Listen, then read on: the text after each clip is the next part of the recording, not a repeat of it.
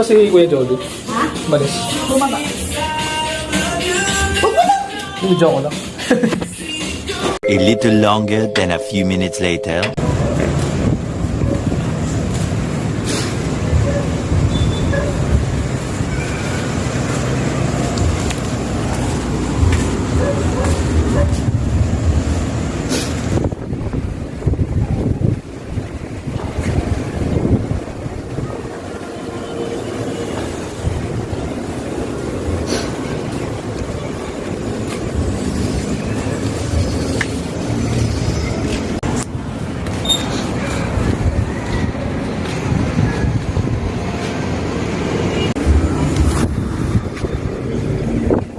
A few minutes later. Guys, magandang hapon sa inyo guys. Dito tayo sa kabilang bahay guys. Ito yung gulong ng ating stepfather ko, no? Kasi wala na siya dito sa bahay na to. Kasi umalis na siya.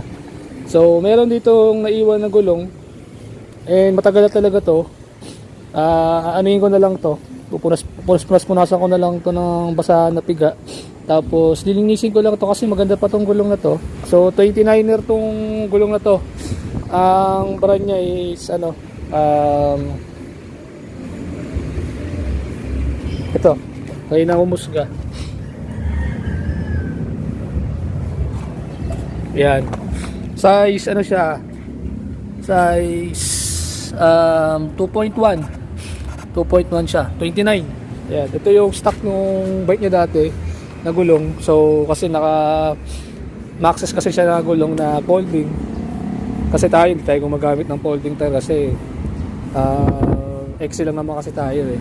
Hindi tayo masyadong bumibili ng mga gulong na mamahalin kung okay naman sa mga rides, no. So galing ako sa baba kanina kasi naglinis ako sa bahay ng mama ko kasi alam naman natin yung mama ko wala na, and may titira kasi dun sa bahay nila kasi hindi kasi na ni stepfather ko hindi nakinig kasi sabi nga is dapat 1 year nga muna bago 1 year muna bago umalis. So wala na kami magawa, umalis na eh, hindi natin alam ang dahilan.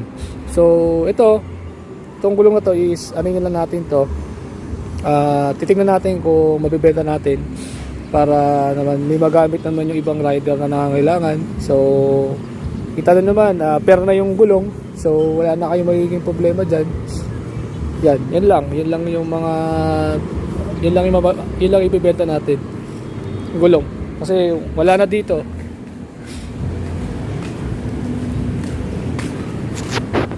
Eto, hindi ko alam kung anong mga ano dito eh, kung ano pa yung mga gamit dito, pero aayusin natin yung iba dito. Tatanungin natin kung sino may-ari niyan kasi nagpapabawas tayo ng gamit dito. Yun, so balik tayo dito sa gulong.